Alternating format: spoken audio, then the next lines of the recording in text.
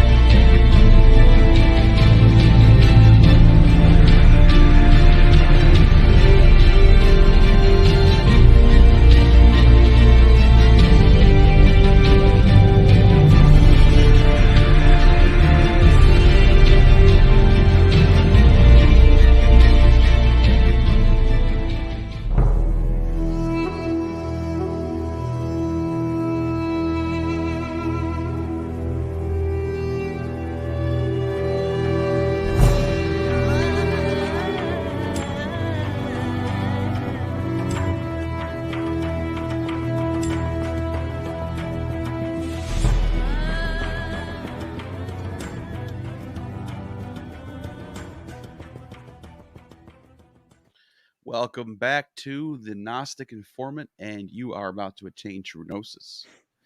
And I'm with Justin Sledge from the legendary channel, Esoterica. Yeah, your channel's awesome, though. You are growing fast and well-deserved, by the way. And so any of you who haven't subscribed yet, go right now and subscribe to Esoterica. You are getting the first stop and last stop of scholarly academic research on these subjects of the esoteric, of ancient scripture, Platonism, philosophy, all that stuff, history, everything, ancient Egyptian religion, all that stuff. Yeah, it's a huge gamut though. I run over the channel, so yeah, I'm totally stoked that folks are happy with the channel and really glad to hang out with you again, Neil. Man, thank you so much for having me on. Yeah, the last one was pretty fun. Yeah, it was a lot of fun. Yeah, and we have a couple questions from Patreon members, and then we'll get to some super chats, and we'll go from there. Yeah, it sounds great. Absolutely wonderful. Number one, why do you think the Cathars had the Ascension of Isaiah as an authoritative text? Do you think their school could have stretched back to late antiquity? No, so this is the this is a hard question. This is maybe one of the one of the really tough questions.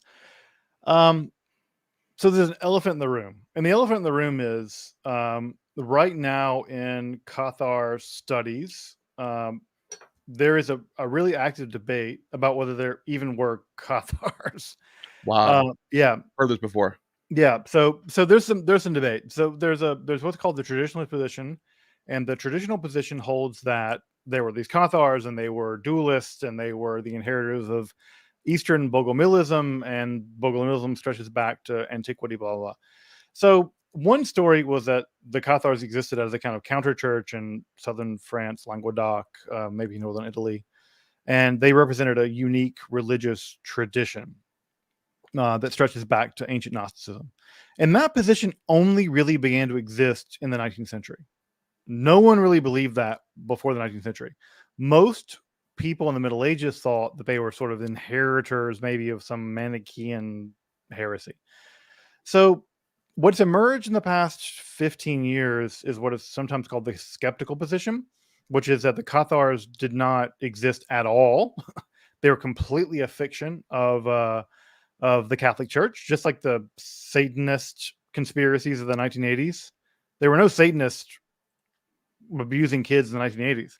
Right. So the Satanic Panic is an example of how you can just dream up entire things. Good point. And so there's a big debate about this, about to what degree the Cathars really existed. And that's a bigger question. I don't have time to go into it now, but we can come back to it if we need to.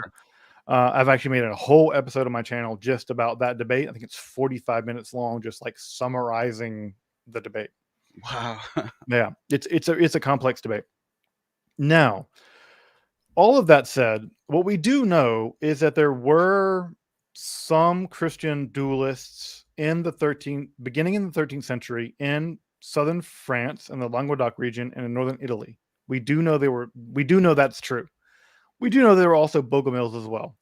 So what we know is that in some heresiological literature from that time period, the 13th century, they tell us, and we have manuscript evidence of the fact that there are certain texts that these Christian duelists from that period seem to valorize, right? Now, what's weird about all these texts is they don't talk to each other.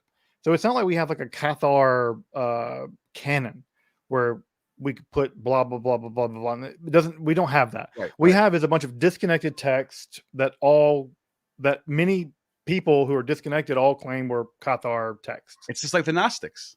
Yeah, it's a bit like that, actually. Yeah, that we can't. Again, this is part of the reason why Bernard Williams says there were no such thing as Gnostics, because all we have is a bunch of disconnected things, and the more you connect them, the more you realize how disconnected they are. Right. So now, to get to the question, right? The Ascension of Isaiah. We don't have the Ascension of Isaiah in 13th century France. What we have is the vision of Isaiah. And so what's important to understand is that the Ascension of Isaiah is 3 separate texts written over about 500 years, consolidated into one text, right? Sometime in the late classical period, sometime early Christianity. And then for whatever reason, one particular text, the vision of Isaiah, gets detached again, travels over into Byzantium, at some point goes up into Byzantium and then back into Europe, right? Like over back into Europe, and then gets translated back into Latin, probably from original Greek, right? We also know that the Ascension of Isaiah got translated into Old Church Slavonic, but then we think, from reasons that we can see in the manuscript history, we think that the translation is actually from Greek. Sure. That text, the vision of Isaiah, which is one of 3 texts that compose the Ascension of Isaiah, is the one that gets circles back, and that's a Christian layer from a slightly later period. Not to like beat this dead horse, but what we do find in the vision of Isaiah is a Christian text in which Isaiah ascends into heaven. He goes through all 7 heavens. He encounters the undescended Jesus, right? So this is Jesus before he like gets low, like he gets down to earth, and he witnesses Jesus descend through the heavens, become unrecognizable to the angels, do combat in the lower heavens, descend into the world, get unrecognized in the world, be executed, go into hell, then resurrect, and then gets recognized on his way back up. So there's a couple of reasons why we think that these Christian duelists like this text. One is there's a war in heaven already, right? That gives us our dualism, right? There's already a pre-existent a war in heaven, which that's not really unique to the vision of Isaiah. It's kind of common apocalyptic literature stuff, but that's the Christian duelists, Cathars, whatever you want to call them, they latched onto that. Secondly, the Greek version that gets translated pretty early on, and then the Latin version translated from that Greek version, it seems to commit to the idea that Mary's conception and birth is unusual. That is to say, in I think the Latin translation or maybe the Greek translation, she's only pregnant for 2 months. Like it's like she's pregnant in an unusual way, and that seems to line up. And also, she's she's pregnant in an unusual way. And there's a classic line from a Valentinian text where Jesus slid through Mary like a pipe, like water through a pipe, that she didn't really give birth to him somehow. And so it seems like there's something about that also these Christian duelists like. And then also, which is even weirder, combined with all this, is that in the vision of Isaiah, the amount of time that Jesus spent on earth is greatly expanded. He's here for like 540 something days, not the normal whatever days he's here. And that number exactly corresponds to some numbers we find in Valentinian texts for how long Jesus taught his message. So there's a lot of weird stuff. There's a lot of moving parts with this text. And this is why this question is actually very complex, actually, because there's so much going on. And if folks want to really deep dive into this, I've done a whole episode as part of a 3-part series I'm working on just Cathar scriptures. The first episode deals with this text at length for like half an hour. I talk about this text and how the Cathars got it and whatever. So now the last question: do you think that their school have stretched back to antiquity? Now, I tend to be a skeptic, right? So I tend to land on the idea there was no Cathar church. I don't think there was a Cathar church. Now, do I think that there were Christian dualists in the Languedoc and in northern Italy? Yes, right? I think there were. Do I think that some of those folks were interested in the inheritance of Bogomilism and some dualism coming from the East? Yeah, like in a secondary way. But I think that the existence of the Cathars is always compared to, it's analogous to the American revolutionaries in this country. Benjamin Franklin said that the British will not come to America and find a revolution, or they won't come to Massachusetts and find a revolution. They will come to Massachusetts and make one. Right? Now, was there already discontent in Massachusetts when the British got here? Sure. Right? But was there a revolutionary discontent in this country? Like in the colonies? No. The British policies created the conditions to foment the revolution. I think that the Inquisition, led by folks like Bernard Guy or whatever, I think they created a monster and fixed it. I think they, in the same way that the witch hunters created witchcraft, the way that the Satanic Panic people created Satanism, I think that there were some pre-existent things there, and then they created something and hunted it down. And a lot of innocent people out there lost their lives. I mean, the massacre at Béziers is unimaginably horrible. It's one of the worst religious massacres in European history. So I don't know that there really was a Cathar church, but I do think that there were indigenous Christian dualists in the Languedoc in northern Italy, mostly northern Italy intellectually, actually. That was, the northern Italians were exporting their ideas over into Italy, into southern France. But that what ended up happening was the church created something and then persecuted it. And I think that same thing happened to the witch trials and etc. So it's complicated. And this is a whole thing. I'd love to, I could do an entire like 3 long hour discussion about the Cathars because they're so complicated. But do I think they stretch back to late antiquity? I don't think so, not directly. But do I think that they're receiving information from sources that are reaching back that far? Sure. But so is Catholicism. Right. Like, that's not weird. That's just the transmission of information in the Middle Ages. That's exactly. But do I think that there's a Gnostic transmission of a unified theory of scripture or whatever all the way back from Valentinianism to there? No. There's fragments and bits and pieces of things. And to put that to a finer point, I could be more convinced that the Cathars were Gnostics connected back to late antiquity if they just quoted a single Gnostic book from antiquity. That makes sense. They just don't. They don't know any of those texts. In fact, when we get to the actual classical Gnostic texts, like the Manichaean treatise or the Manichaean treatise, or the Book of the Two Principles, they just quote the scripture and they quote it in the Vulgate. They don't even quote it. Yeah, they don't even quote it in a non-Vulgate version. Like if they had access to the Latinus, like the old Latin translation, the Latinus Veda, if they had something like that, if they were quoting it in the weird Septuagintal version, or if they had like Coptic words randomly in their texts, I'd be down for it. There's nothing like that there. Yeah, you never quote from the we never see them quoting the Gospel of Truth, the Apocrypha of John, Gospel of Thomas. They don't know any of that. That's a really good point. The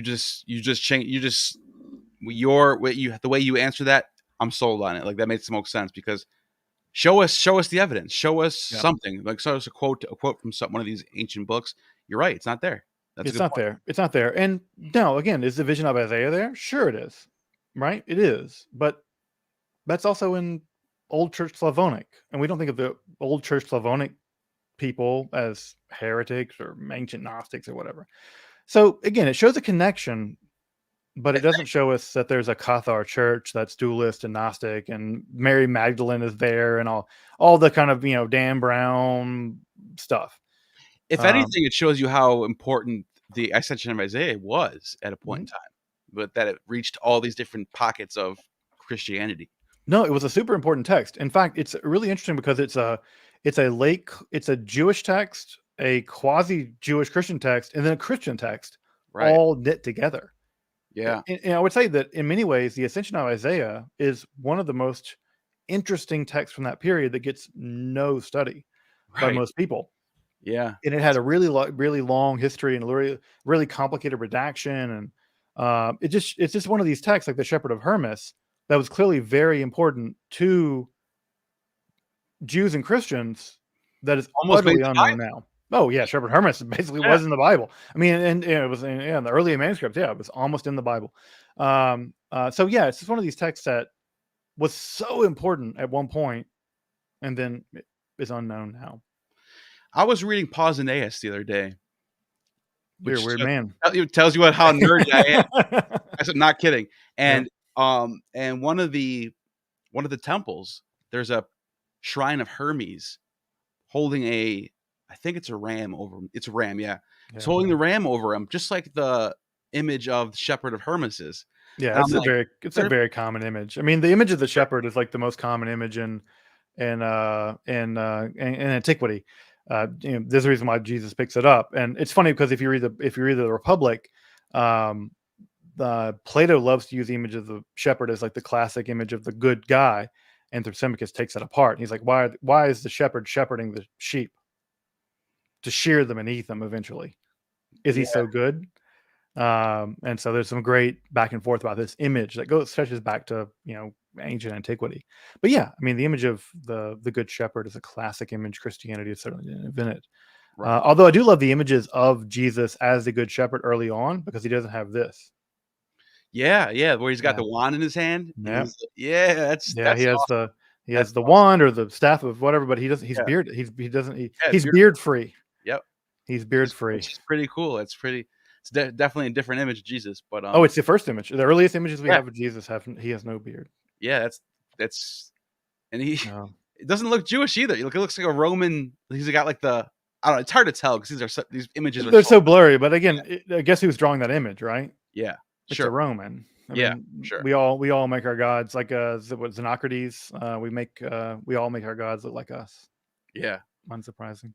But yeah, that was a great answer and great question. That's this is a tough one. Again, if you're really interested in this, go check out my episode on Cathar scriptures. I really go into this in a lot of detail. Nice. Number 2, in your opinion, what are some of the wildest or strangest things that you came across while studying the Greek magical papyri?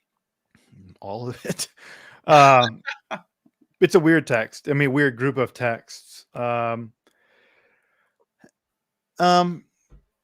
I think probably the weirdest text is probably the ritual of the headless one. There was clearly a god in late antiquity called Akephalos, the one without a head, right? Just means headless one. And it was some kind of initiatory,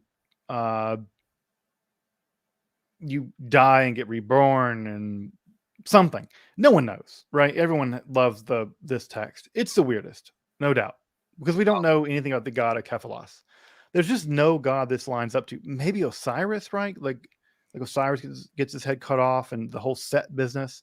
So there's a connection there to Egyptian mythology.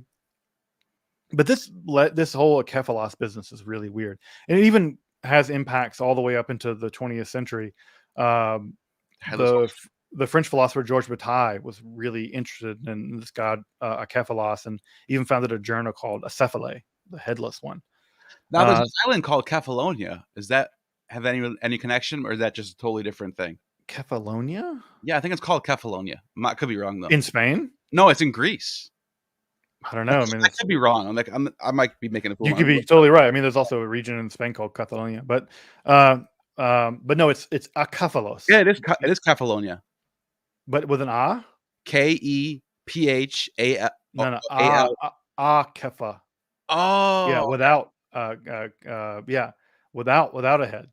I got you. Without a Okay. head. So that's weird. Okay, I see. What Yeah, you're saying. with the A in Greek is without a Yes, head. that's true. That's a good point. So that's probably the weirdest text. I think what I would say actually is the strangest and most interesting text is not that one, because we just don't know it. If something's sufficiently unknowable, you can't call it that weird, because there's just a bunch of these that are weird. I think that the Mithras hymn, the Mithras liturgy preserved in the Greek magical papyri is probably the most intriguing, because as folks probably know, Mithraism was probably it was the leading competitor with Christianity. It and Manichaeism and stuff like that, but especially in the Roman situation, Right. especially in the Roman army, where Christianity lived and fought. I think really its biggest fight was in the Roman army. Mithraism was the biggest competitor with Christianity in the Roman army, and Mithraism was the biggest competitor to Christianity there. We have Mithras centers, Mithraeums all over the Roman Empire. You could basically plan an entire Roman itinerary just visiting Mithraeums. You could do a whole thing through Europe, just like your European trip is just visiting Mithraeums, and you can see some of them in Caesarea and Israel and stuff. That's fascinating. It's an interesting cult. But what's most interesting about it is that we don't know anything about it at all. Right. No text. There's no text. All you have is archaeology. Yeah, we basically only have archaeology. Yeah. And we have some Christian stuff saying some things about it. We have some pagan stuff, but we don't know anything about what they did from their perspective. There's good reason to believe that the Mithras liturgy is at least the only thing we have. It's the only thing we have.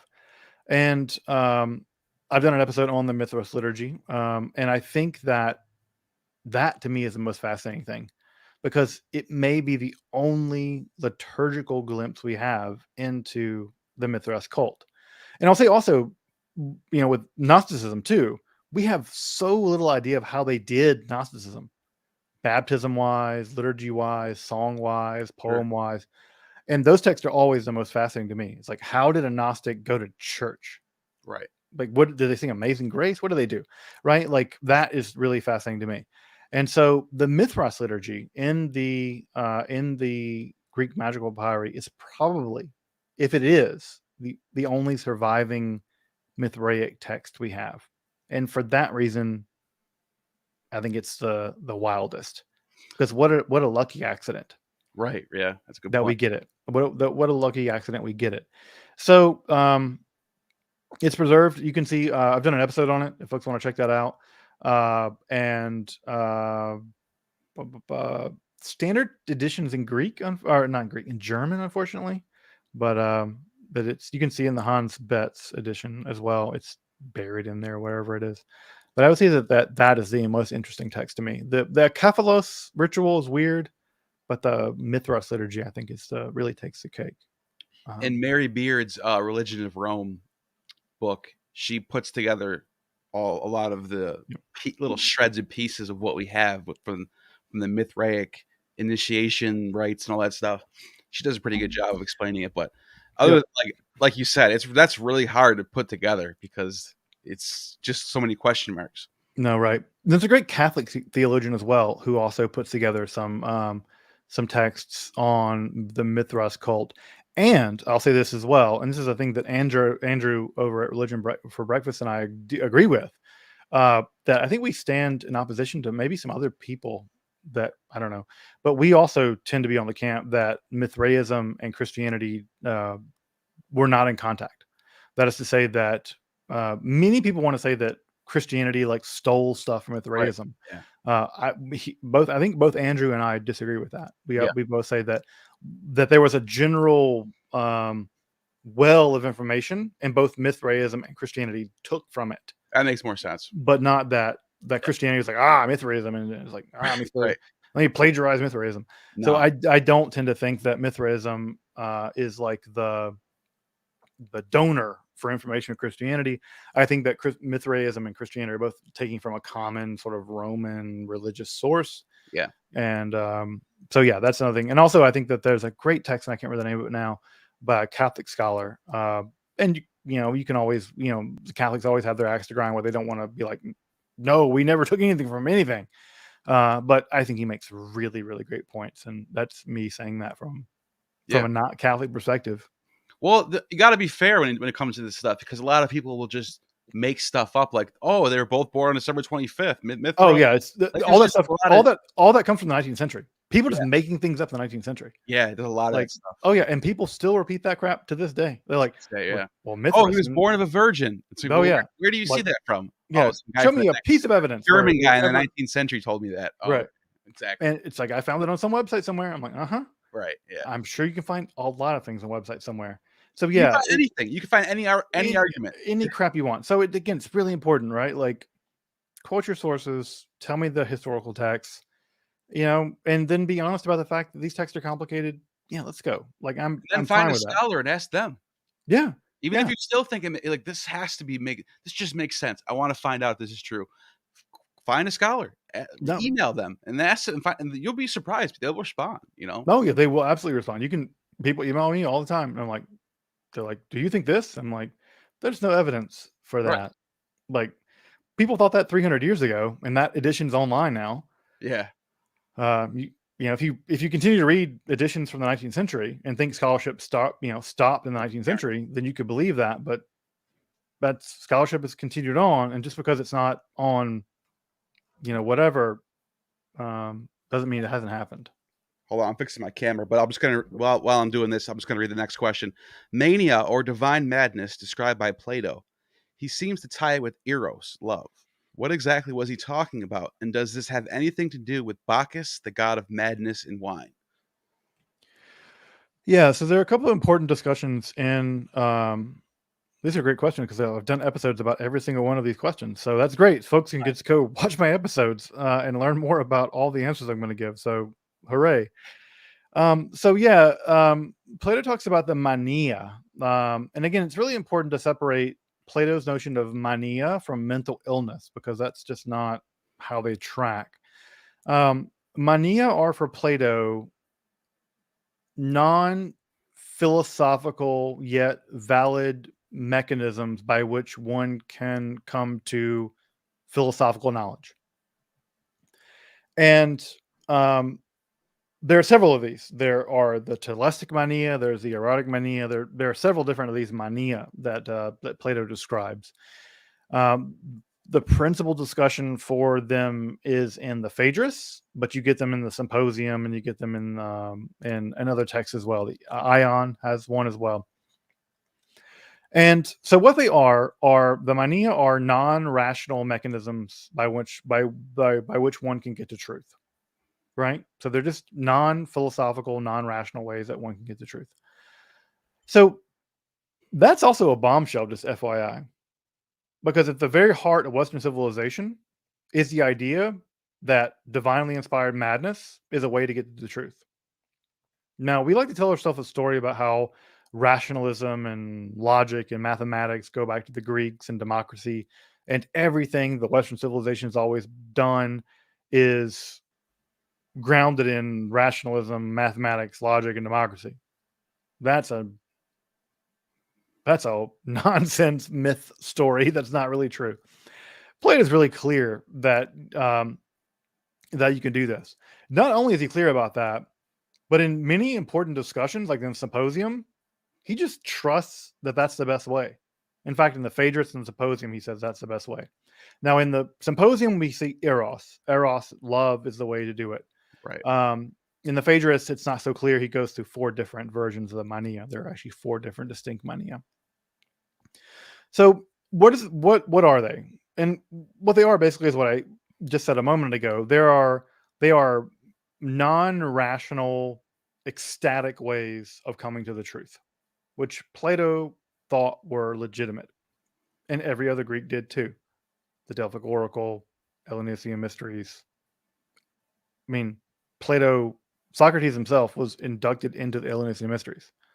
He clearly believed that they were legitimate, that they were a way of getting to the truth. Yeah. Not the only way, but certainly an important way. He and both Alcibiades were inducted into them. Alcibiades kind of mucked that up, but whatever. So what they are these non-rational ways to get to the truth, right? Now, what's interesting, by the way, is that Plato never uses the word gnosis there. That's a later use of the Greek language to describe kinds of truth. Also, by the way, Plato never uses agape. Christians love agape. Right. That's how Jesus talked, and that's so Koine Greek. Eros is totally fine with him, just like, sure. But also he says that Eros is only the beginning, and you have to kind of climb up to Philos. But yeah, they never use it as agape never occurs in those texts. So philos is the highest form of love in that situation. Yeah, in a way, yeah, and yeah, it's but a love of wisdom, like a philos of wisdom. But yeah, it's never an agape wisdom. It's never agapa Sophia. You never see that kind of language in sort of classical Greek. It's really a Koine Greek, really a Christian thing, really. Yeah, I agree. So what's important about that to know is that the Greek rationalists like Plato were not uncomfortable with non-rational ways of knowing. In fact, Plato seems to have welcomed them. And not only that, Plato also taught secret doctrines that are esoteric and not clear to us. So on the one hand, in his public discourses, he tells us that these mania, these insanities, are a way of coming to divine truth. And also in his hidden texts, he also tells us that there are irrational ways of getting to the truth. It seems like the more you study Plato, the more that rationality actually is a backseat driver to the whole thing.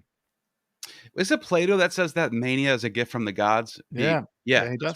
Yeah, that's crazy. But absolutely. And again, we have to separate this. We hear the word mania, right? And that's why I keep saying mania, because I really want to pronounce it in Greek. Because the more we hear mania, we hear like manic depressive or mentally ill. And it's really important to disassociate alternative ways of knowing rationality and mental illness. Because mental illness, as we know it, is a 19th century construct, basically. Yeah. And so it's really important to just disentangle all this stuff.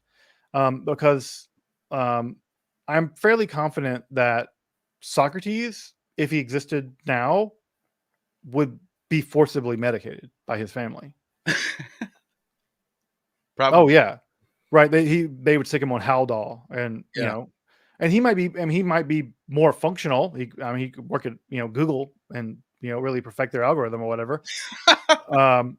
But they put him on Haldol because he talked to things that weren't there for hours at a time. Yeah. So it's really important to think like, oh yeah, the visionary Socrates that talked to a daimon, Xenophon, right? Tells us about that. Yeah. Oh yeah, and Plato does too. Yeah. Right. That he talked to a daimon, like he'd be the uncle you'd want to medicate.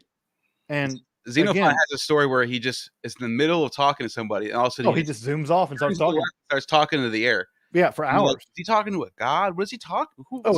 There are stories where Plato would just sort of zone off for hours at a time. Yeah. And talk to things that weren't his daimon. So again, I think it's really important not to pathologize history. Do not take your DSM and put it on my history. Don't do that. Because it's really important to disentangle what we think of as mental illness, shamanism, mania, magic, mysticism. These topics have to be dealt with in their context. I agree. And the moment we take them out of their context and pathologize them, we rob ourselves of our ability to understand their depth and complexity, because we put them into a tight, easy, disposable Tupperware of delusion. Crazy. Yep. And that is a surefire way of not appreciating history and robbing our own self of their breakthroughs, their majesty, what's interesting about them. It's a terrible idea. I agree. Well said. Going to super chats now. Robert Herring, thanks for joining the membership.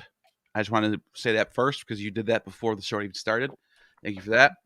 Yeah, thank you, Robert. Robert's also a Patreon supporter, so I over here to Esoterica. So thank you, Robert, also, brother. Thank you. Yeah, Robert's one of the ones who always is asking about you. So, yep. But first super chat is from Yakuvi.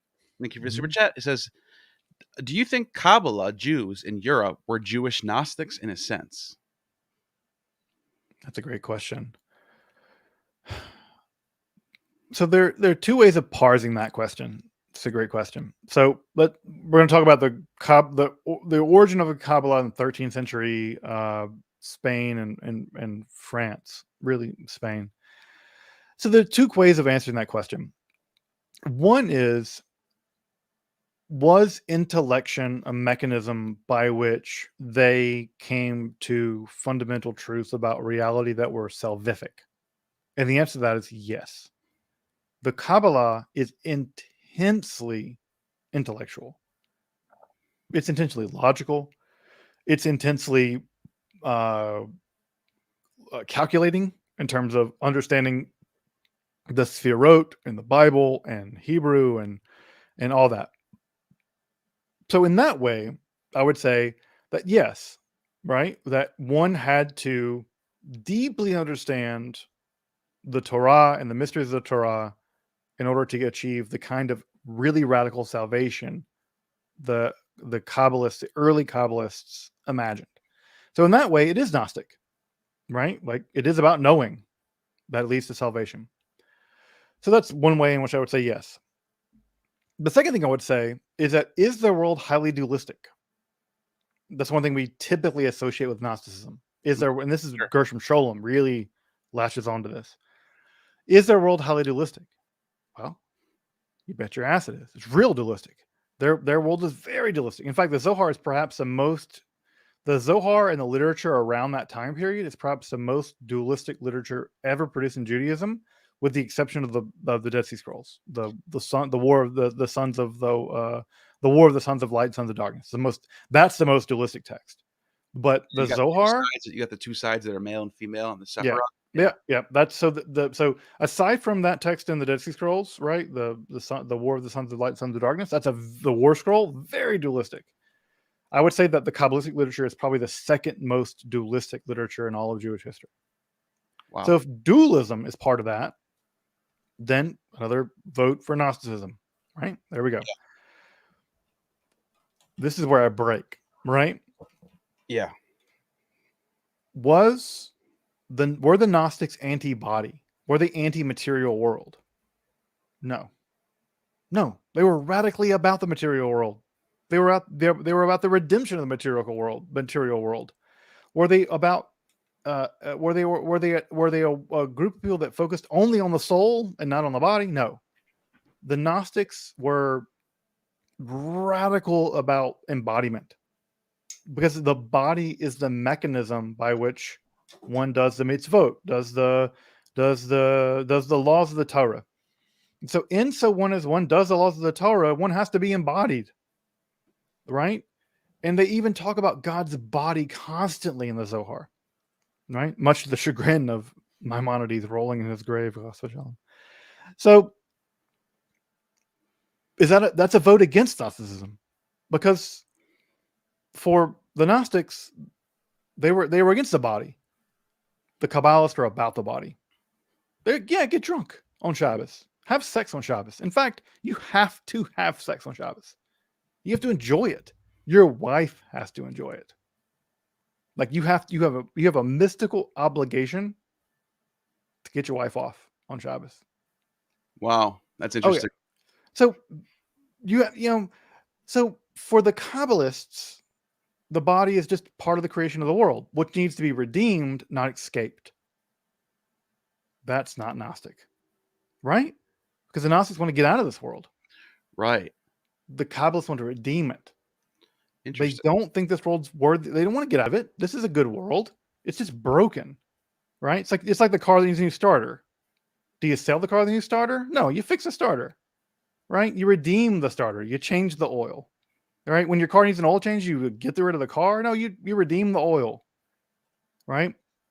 That's how the Kabbalists think about it. So Were they Gnostic in a sense? Yeah, in a sense. But were they Gnostics in the way that we would recognize a Gnostic from the late classical world, a Valentinian or a Sethian or these hardcore dualists, Manichaeans? No. So I think that Gershom Scholem has just we live in the shadow of, here's Gershom Scholem, he's right here. We live in the shadow of Gershom Scholem, and he really painted them as Gnostics. And I think that's a really, Gnostic is a bad way to paint the Gnostics. And it's a bad way to paint the Kabbalists even more. Right. So it's a blunt tool even to describe late antiquity. It's an even blunter tool to describe the 13th century. So I think it's a great question. I think we're living in a shadow that paints with too broad of a brush. I agree. Yeah.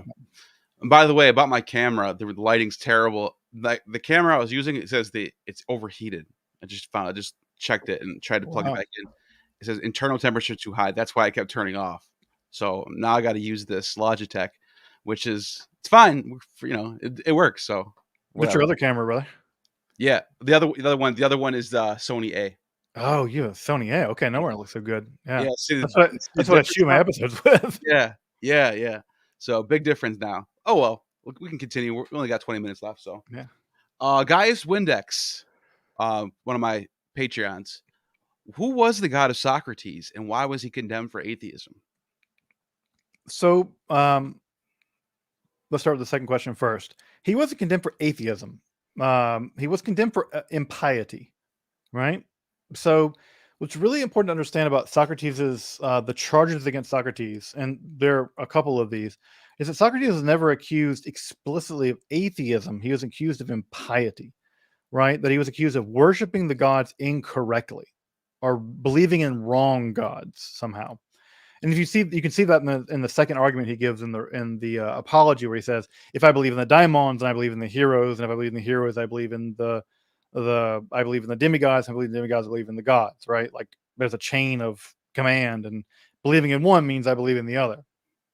So he was condemned for impiety. The authorities were about him worshiping the god and the gods in the wrong way.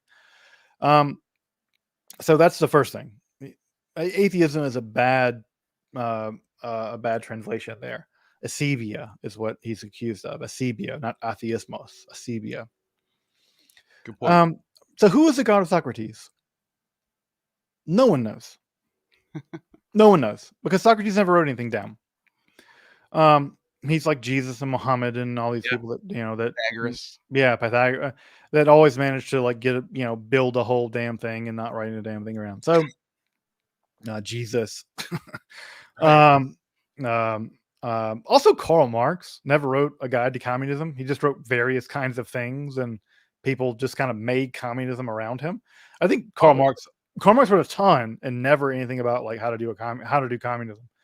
That's a good point. Yeah, as a religious figure, just to point him out. So, so he wasn't accused of atheism. In fact, he actually says, "You're thinking of an Anaxagoras who is an atheist. I'm not an Anaxagoras in the Republic." So, who was the god of Socrates?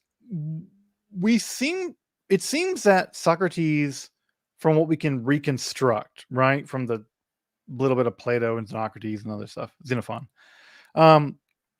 is that he seems to have been a monotheist of some kind, which that actually isn't that unusual. Like it seems like a lot of ancient Greeks were monotheists of some kind, but monotheist in the Hindu way of thinking of monotheism. There was an ultimate principle, and then lots of derivative principles that made it their way down to us. And the same with Plotinus and Iamblichus and Proclus and many pagans were monotheists. Same way many Christians are monotheists. They just drilled it down to 3, or Kabbalists who drilled it down to 10. Right. So in that way, it seems like the god of Socrates was a kind of abstract philosophical principle known through either reason or the mania. It seems like Socrates also accepted the mania, but he also accepted normal Greek piety, which is to say he sacrificed it at shrines and was a very normal Greek. I tend to liken Socrates in a way to like George Washington or like Thomas Jefferson, which is to say that they were kind of deists. They didn't really believe in the God of Christianity. Not really. But did that stop Thomas Jefferson and George Washington from going to church and participating in the civil religion of Anglican American religion? No. And they even took seriously Jesus's teachings and things like that. So I think that it's important to understand that Plato, Socrates, the Kabbalists, the Christians, they never broke with traditional religion. They just understood it philosophically as going a lot more going on under the hood of those religions. So a kind of monotheism, but a very abstract monotheism that still allowed for the possibility of religiosity within quite traditional Greek religion. Although clearly with enough heterodox positions that he could eventually be accused of aceibia. Now, I'm going to zoom out here just for a second because I don't want to take the conversation too far off the field. Socrates is probably being persecuted not because of his religious belief, because of his political associations with Critias and the tyrants of the 30. Alcibiades was also his lover, who was also part of the capitulation of Sparta and who was also part of the 30.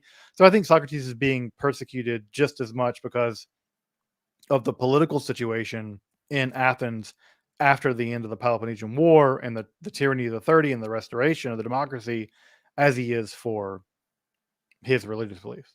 In fact, I think the charges laid against him in the Apology and Xenophon are cover for the political persecution that's going on behind the scenes.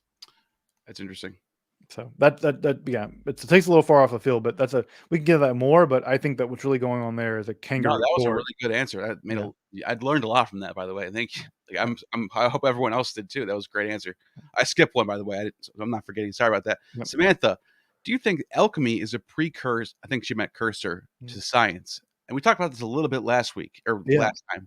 But yeah. No, absolutely. Yeah. No, not just a precursor to science, like science full stop. And the reason why I say that alchemy was a science full stop is because we got chemistry. Think about that for a second. If you just engage in pseudoscience forever, guess what you wouldn't get? You would get science. You could not, by definition, pseudoscience plus pseudoscience doesn't give you science. You can't go that way, right? If you just continuously believe wrong stuff forever, you'll just get more wrong stuff forever. Right. The alchemists were doing the thing we call science. And the proof of that is we got chemistry. Yeah. Because they were doing experiments. They were trying to falsify each other. They were trying to prove things. They were trying to be the best. They had a competition. They were competing. Yeah. They were saying like, I can do this. And they were like, nah. Yeah, I can. Here, I made potassium nitrate. I made better gunpowder than you did, bro. Right? I made better fake gold than you did. We couldn't have gotten... Chemistry cannot come out of whole cloth, folks. It just can't. Chemistry just cannot... Chemistry. Chemistry must be built upon something. Yeah. And it has to be built upon something that internally is correcting itself. Guess what we call the experimental process of applying nature to itself, in theory to itself, in theory to nature, to correct the theory and the nature until we get a thing that works. Science. We call it science. And I'll be damned if the alchemists weren't doing that. That's a good point. Right? Yeah. That's great. So I really don't like alchemists or pseudoscientists, and I don't like the idea they were precursors of science. They had a fundamentally wrong theory. But you know what? That we arrived at a better theory is testament not to science. It's testament to alchemy. You guys start somewhere. You can't just get great. You can't just get perfect science and just because you want it. You have to. You can't will, nature's a stubborn thing, man. You can't just will nature to do what you want. Right. You have to do the experiments and you have to figure out what works and doesn't work. Yeah. And it's not like Robert Boyle just popped out of thin air in the 17th century. It was like chemistry. Like, no, man, like that, like, again, the alchemists were doing science. Yeah. And did they have a wrong theory of nature? Sure they did. But you know what? Go talk to modern physicists now. Do we really think that our theory of quantum mechanics and our theory of gravity is a correct theory? No, because quantum mechanics and gravity don't talk to each other. Yeah, they're We still trying to know. figure stuff out. We don't know everything yet. We know they don't work We're not together. even close. There's so much to learn still. We know they don't work. And so we know that we're still doing the same thing the alchemists did, which was punching in the dark, trying to sort it out. So no, I think the alchemists are absolutely, we owe them a debt of gratitude. And like, I'm all about, that's why I make so many episodes on alchemy on my channel, not because I'm trying to valorize some like romantic, conjuring view of alchemy, but because we owe them a debt of gratitude to the world we live in. And I really appreciate them and I really admire them. So yeah, I'm all about them in that regard. And B Bear says, do you know when worship of genius and Lars faded out? It seems an easy transition to Manichaeism, but less to Christianity. That's a good question. The Lares, these are the sort of household gods that the Romans had. Yeah, we have a lot of these ideas of the genius and Lares. I don't know when they faded out. I have to be honest about that. I'm not an expert in Roman religion. It's a good question about when exactly they faded out. But I think that your point, B Bear, is really good. That there's an easy transition. I think less to Manichaeism, but I think really more to Christianity, because so much about the genius and the Lares were about ancestor worship, and that seems to transition so easily into saint worship, in my mind. That you get all these ancestors, but they're not ancestors of your personal family. Your personal family doesn't matter as much anymore.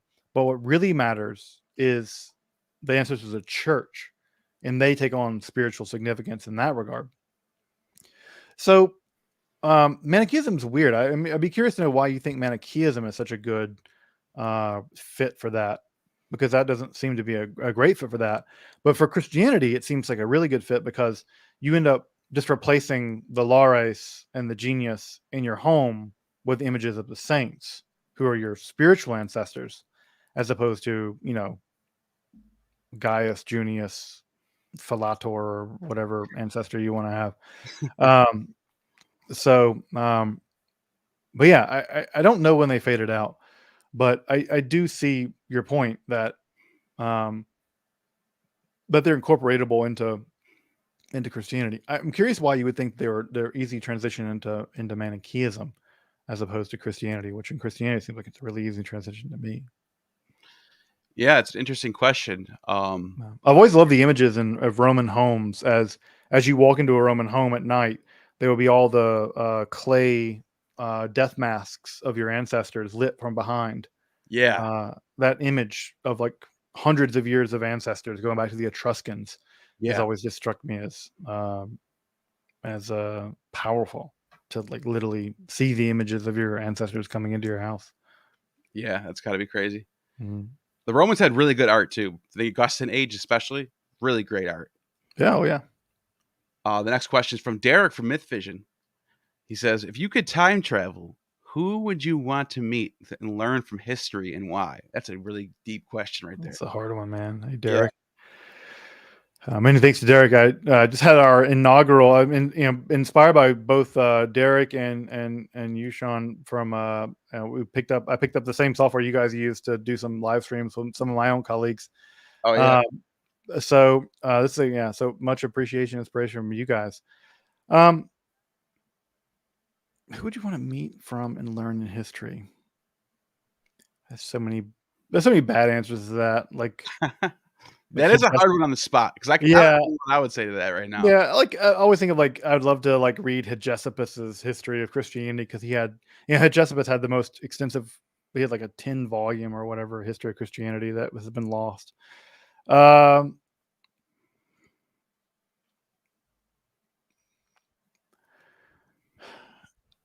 think that Alexandria, like 2nd century Alexandria, proves to be eternally interesting to me. I'm never going to get tired of Alexandria in the 2nd century. 2nd, 3rd centuries. I think Zosimus of Panopolis is probably the guy I'm going to go see. Zosimus is he's a pagan trained in the Egyptian priesthood. He is an alchemist. He knows Christians and Jews and pagans. He seems to be the guy in Alexandria that knows all the guys. He knows all the people. And I don't know about you, Sean. I've always described it the cool kid theory of parties. That there are two ways of going about parties. One way of going out party is invite everybody. And if you know, who's going to come is going to come. That's a waste of time. What you do is you invite the cool kid. Because if you invite the cool kid to get the cool kid to your party, all the cool people are going to come to your party because they want to be with the cool kid. So the cool kid theory of history is not do I want to go to the one guy who knows Neoplatonism really well, Plotinus. Because I could hang out with Plotinus and be like, all right, we'll shoot the shit about Plotinus for a while. But do I want to go to the guy who knows all the people? Not that because he produced the most interesting thing, but because like on a walking tour of Alexandria, he's going to take you to all the cool stuff. Right. All the underground secret. Yeah, the cool. We're going to go to the cool shows and like, meet all the cool hipster Alexandrians. That's Right. Zosimus of Panopolis. It's a good answer. That's Zosimus of Panopolis. So, Derek, I'm going to say Zosimus of Panopolis. If you want to read more about him, you can check out Sharon Graves' book about the Turning into Gold, which is an intellectual history of alchemy and philosophy in the world of Zosimus of Panopolis, who is, I think, a grade A historical cool kid. You know who I just thought about? Who I would go visit? By far, Diogenes of Sinope. Oh man, I would just want to go see this guy and see where he's chilling at with his dogs and his little barrel he's living in. And I would just walk up to him and just try to troll him or something. You know what I mean? Because if you could troll Diogenes, man, you've won. Yeah, that's a life well lived. If you could troll Diogenes. No, right? You know the story about him and Alexander the Great? Yeah, you want to tell the story about? Oh, it's great, right? We have one more question left. Then yeah. Sure. Do you want to tell the story now, or then? No, I can say. Diogenes, Alexander the Great pulled up in front of him, and he said, "Hey, Diogenes, if I can give you anything in the world, what would it be?" And Diogenes said, "Get on my son." I love it. Like you're standing in my son. And there's another crazy story too. I think it's either after that or before. I don't know. I'm not really sure how the story lines up. God knows. I think it's after this because this is after he met him. Yeah. So Diogenes is picking through a graveyard or a garbage dump, and apparently there's some bones in there. Yeah, he's looking through the bones, and Alexander's like, "Hey, Diogenes, what are you doing? Why are you looking through those pile of bones?" And he looks up at Alexander and goes, I was looking for the bones of your father, but I couldn't separate them from the bones of slaves." Yep. Like, oh my God, this guy was a savage with it. Like, it's famous. The quote, right? I think the quote he says is that the same worm will eat Diogenes and Alexander. Yeah. Oh yeah. And one more thing, and we'll go to that. Because there's so many Diogenes stories. They're like, "What do you want? What do you want us to do with your body when you die, sir?" He's like, "Throw me over the bridge into the river with a sword tied to my hand so I could fight the fish." Yeah. And they're like, What? Why would you want to do that? And he goes, "Of course. Why would I want to do that? Because why do I care what happens to me when I'm dead?" Yeah, right. It's like, wow, this guy is just I don't know. Yeah, he's savage. I mean, yeah. Diogenes is based like. yeah. I love him. Yeah. I mean, also like I think he was masturbating once, and people were like, critique was public. Yeah, the critique was I love that. It also shows you something about Greek sexual culture is that they weren't scandalized that he was doing it in public. They were scandalized he was doing it by himself, and they were like, "Why would you do that when there are professionals? I could help you with that." Right. That shows you how totally Greek the Greek world is from our world. The Greek world was something else. Really man, is. like they were and if you go to Ephesus, right, the famous library that you always see the picture of, across the street are brothels. Yeah, you would just go back and forth. Yep, that's crazy. So there is actually two left. One of them is just a comment, and it's from Robert Herring. Thank you for joining the membership, Robert. He said, "You dudes rule. Read the philosophy of the Hebrew scripture. Take God out. Put non-Greek philosophy in. Thanks. Patreon of both of you. Love it." Thank you. Yeah, thank you, Robert. Thank you, brother. Interesting comment. John Jingle is the last question of the night, and he says, "Thoughts on the Tao Te Ching? Do you see it useful? Maybe useful. Useful. Must be useful." Okay. I'm not an expert on Chinese philosophy. The Tao Te Ching is one of these texts where, let me see how I say this. So part of yeah, make broths great again. Yeah. Why do it by yourself? The Tao Te Ching is one of these texts where I read so many translations of it and they're so different. I don't trust any translation. I just don't. This text is clearly so complex and so mysterious that it's just untranslatable. And there are lots of texts like this in lots of languages. Like that now my remedy to that has always been just go learn the damn ancient language. Like if you don't trust a translation of the Zohar, don't read the Zohar. Just learn to read Aramaic or whatever. Mm-hmm. And so that's always been my solution to that problem. Just go learn to do it. Now, I have not just gone and learned Middle Chinese. Right. Although I do have my Middle Chinese textbook, which does use the Tao Te Ching as one of the texts that it uses in Confucius to translate things. So it's one of those texts where I find it infinitely interesting in Taoism in general, but I'm also incredibly skeptical of translations. And so, by the way, my friend and I both had our own translation of the Tao Te Ching, and we were comparing them, and they were completely not even close to the same. Oh yeah, you could take two Bibles, the NASB or the KJV, they'll read similar. These two were completely off. Like there was Middle Chinese is a beast. And there's a great book by Hackett actually about teaching philosophy students to read Middle Chinese, and I've picked it up and tried to do a little bit of it because I really do. I'm a staunch believer in original languageism. Like that's my, the drum I beat is like read. Don't tell me you've read something when you've read it in translation. You've read a translation, great. Like that's great. That's a great start. Like I'm all about original languageism, and so it's really difficult for me to say something about the Tao Te Ching because I've never read it. I've read a lot of translations I don't trust, and not because I don't trust those translators, because I think there are a lot of really competent translators. I don't trust it because I'm not doing the work of trying to render that text to English, and I don't understand what's back behind the hood of it. So it's one of those things where I find the text really, really interesting, but I also really deeply distrust me coming to any kind of conclusions or deep thought about it, because until I read Middle Chinese, it's that hard. I mean, and what I would say to people is, I'll give the best example I can of this to a language that folks might understand. Go read the Gospel of Thomas. Go read the translation of the Gospel of Thomas. Just read one. It will read a lot like English. Go learn Coptic, and then go read, I don't know, Gospel of Thomas, 144, Become Passers-by. Right? That's a famous, I think it's a Lambert translation, Become Passers-by. Is it 144 or 44? I may be adding another zero. It's one of the more famous short ones. Go read that in Coptic and realize how terribly complicated that one sentence is in Coptic.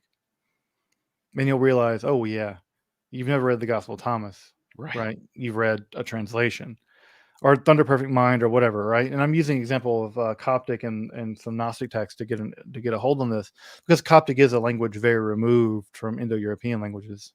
Yeah. So yeah, the further languages, and what's weird though, right, is like Sanskrit is closer to English than Coptic is. Yeah. That blows people's mind. The word mati it's the same word as mother. Yeah. Mother. Pati. Yeah. Or no, is it? Yeah, I think it's pater. But yeah, anyways, the Sanskrit is very close to the Germanic languages. No, it's we're all in the Indo-European family. Coptic ain't.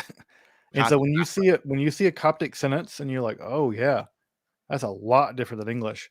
Now just do that to Middle Chinese, and it's an order of magnitude difference. So I would just say that, people sometimes want me to shoot from the hip, say, what do you think about Tao Te Ching? I wish I understood it better. Right. It's a good point. That's my really good point. That's my shoot from the hip. That's my shoot from the hip answer to that. Yeah, that's a good answer, actually. And it's actually a really useful answer, believe it or not, because people should approach translations to text, keeping in the back of your mind, I'm reading a translation. Oh, yeah. So it might not be right.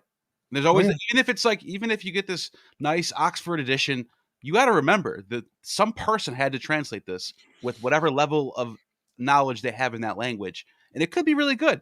But you also should remember that it's not the same as the original, no matter Right. what. It's Every word is a decision. Every single word is a decision. right. Right. Yeah. So yeah, and I, and Derrida said, I'm going to get wrong. He says like translation is 3/4 interpretation and 1/4 lies or something. And Wow. something like that. I'm not sure that's totally accurate. And then you get into like the Psalms, what are basically like songs and hymns, and they're meant to be written a certain way where there's like a rhythm with it. Oh, a You cadence and translate rhythm. there's a cadence to it, and then you translate it into English, and it's like, or to Latin, then English, and then you lose the essence of what it actually was trying to. Oh, sure. Yeah, I take people like I tell people it's like take, I don't know, Stairway to Heaven, a song that we all know. Take Stairway to Heaven, translate it into Latin. And then try singing it. Yeah, and try to make sense of it. Right. They're like, it's gonna come across as bizarre. Like, That's why I always give a lot of respect to people who translate Greek hymns when they keep the rhymes in there. That they retranslate it into rhymes somehow. I'm like, who's doing this, and how much I mean, thought and decision had to go into this to make it Oh. still rhyme, like it's still. Oh, it's even crazier than that if people do Dante and translate Dante's Yeah. Terza Rima back into English Terza Rima, which is nuts. That is crazy. Yeah, I mean, again, this is debates. I'm skeptical there's such thing as meter in English, but whatever. But yeah, I just think it's really important that linguistic originalism should be a thing we all strive for as much as we can. Right. We can't all do that. I'm never going to really be an expert in Middle Chinese. But I will say that again, Hackett, the publisher Hackett, has a handy dandy go-to Middle Chinese reader. Teaches you enough Middle Chinese to get competent enough to deal with Confucius. Wow. And that's cool. Like, it's the kind of thing that I could, if I were a person competent in Middle Chinese, which I'm not, I can easily imagine it being put in a graduate level Chinese philosophy class, or even an upper level upper level undergraduate philosophy class in Chinese philosophy for advanced students. And be like, all right, like begin learning to read some stuff in Middle Chinese. Because we also, again, it's not surprising, right? When you take an upper level Aristotle class, you're expected to learn some Greek words. That's a normal expectation. Why wouldn't it be the case for Confucius and the Tao Te Ching? Yeah, it only took me a few months after I learned the alphabet in Hebrew, and then I went to Rosetta Stone app. About 3 months of that, and now I can actually I can't speak it, or I barely can understand people speaking it, but I can read the words now. I could pull up a text in Hebrew. I can read the word enough that I can look it up and see what it means. Yeah. So now I have a little baseline knowledge of, and I can go to the Masoretic text and compare it to the translation that I'm reading. Very useful to have that, even though I can't speak it or barely understand it. But I still have enough that I can use it, if that makes sense. No, yeah, I mean, everyone should try to do. Sure, just being able to look up things in a dictionary is like a game changer. Greek or Hebrew or whatever. And also, I would say with Hebrew and Aramaic and Coptic is understanding the roots. When you get a sense of like, oh yeah, like this is the root, like this is the root, this is the Shoresh, and this is a Benjamin. Like, oh yeah, this is what's going on. Like, but yeah, I won't say that you can measure a scholar by how many languages they know, but I will say that you can trust them as far as you can throw them. Right, that's a good point. Yeah, that's a good point, especially with Greek, because a lot of this stuff comes somehow one way or another goes through the Greek language. A lot of these ancient texts. So sure, Greek, again, like Greek, Coptic, Latin, Aramaic, Hebrew, you have some competency. I'm not saying that can I look at a Coptic text and read it off the page? No. Have I had Coptic language and have I studied it? Yeah. Can I sit down with a grammar and Lambert and work through Thunder Perfect Mind? I can. right. So it's all about like degrees of competency. No one out there is speaking conversational Sumerian. Like, it's not a thing. So it's a range, and it's all about developing the competencies and the expertises and the things that you care about. And if you care about Gnosticism, well, Sahidic Coptics in your future, and not Coptic, Sahidic Coptic. Like, right. Like there's a dialect you need to get good at. and point. that's the dialect. And Yeah. the modern Coptic Church uses the Bohairic dialect. So it's all about like you need to get good at this. Yeah. Well, that's it for the questions, and I'm glad I got to get you back on here. We'll do this again soon. And anything you want to promote? Anything coming out? Any videos coming out that you want to talk about? Or Yeah, I have a couple episodes coming out, like actually dropping back to back this week. Actually, this is part of why I'm so like wiped this week. Is I just finished an episode on demonology in the Talmud, which is I think super interesting because most Christian folks and most folks know something about demons, but they've never studied the Talmud. And so most folks have just never studied the Talmud. And so they don't know that the Talmud has a really involved demonological stories that are really, really interesting and have a big impact on later Christianity and stuff like that. So episode Friday is going to be on Talmudic demonology. And then I have a really cool collaboration coming out with a YouTuber who I really admire a lot. He's a big inspiration for me, who I won't say, on the other people, the other Jewish maguses that weren't Jesus. That is to say, there were other miracle workers in the life and times of Jesus that weren't Jesus. And they're referred to in Hebrew as Anshe Ma'aseh. And these other miracle workers who do things very similar to Jesus, including resurrect the dead and all kinds of stuff. And I say it's because of the Jesus glare, right? Jesus cast such a huge glare on that time period that we forget there were actually other Jews living in that time period, and that there were other Jews doing magic or supernatural stuff, miracles. And so the episode coming out, I think next Tuesday is going to be really deep diving into 4 of those guys, all coming from the Galilee. They're all Galileans. Ben Hanina, one of them. Yeah. So the 4 are. Wait to watch this, dude. This is someone I really wanted to learn about. Yeah. So the 4 are Choni, the circle maker. Yeah. Hanina ben Dosa and Shimon Bar Yochai. And then another one is about Rav Zera and how he comes back from the dead. So yeah, these are the big 3. So yeah, it's going to be a deep dive into the legends around their magical prowess there, and you get to see like Jesus would have fit right in. You're like, oh yeah, like Hanina ben Dosa and Jesus could have had a beer together. If I'm not mistaken, the Talmud says that when Hanina ben Dosa was approached, he said, "I'm a voice in the wilderness." He quotes Isaiah, just like John the Baptist does. Or am I wrong? Yeah, he says, "I'm a prophet, not a son of a prophet." Oh, okay. Yeah, so that's crazy. That's that line. Yep. Yeah. So he says, he says, I'm not a prophet nor a son of a prophet, which is a famous line from the New Testament. So, yeah. So there's a lot of overlap between. Wait to watch that. Yeah, Choni the circle maker, Hanina ben Dosa, Shimon Bar Yochai. And for me, religiously, Shimon Bar Yochai is a big deal because next week is the yard site, the anniversary of his death, where we have a big celebration. It has a lot of mysticism and stuff like that. So yeah, so that's coming next week. We're gonna drop that next week on next Tuesday, I think. And so there'll be it'll be a neat conversation around not taking Jesus' thunder away, because I don't want to do that. Right. But to actually say like, oh yeah, like Jesus, it has a world.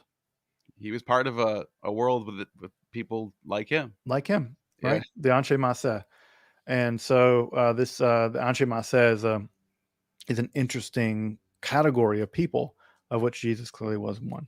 So, wow, that's going to be a banger. I'm going to definitely share that on my community tab once you drop that. I'll be looking out for it. So, yep. If anyone forgets about it, you'll be able to see it on my community tab. Awesome. Yeah. So that's dropping. If you don't go subscribe to Justin Sledge's Esoterica and hit that bell, and then you won't forget. Yeah, absolutely. Yeah. Come over, folks. You guys if you're interested in sort of esotericism stuff, alchemy, Kabbalah, the occult, that's kind of our bread and butter. Again, always from an academic perspective, and we cover a lot of the same content that Neil does here, in terms of early Christianity, Gnosticism, stuff like that. So we cover some of that stuff as well. So if folks are interested, jump over to Esoterica and give us a look, and subscribe if you're interested in it. All right. Well, like I always say, you have just attained true gnosis.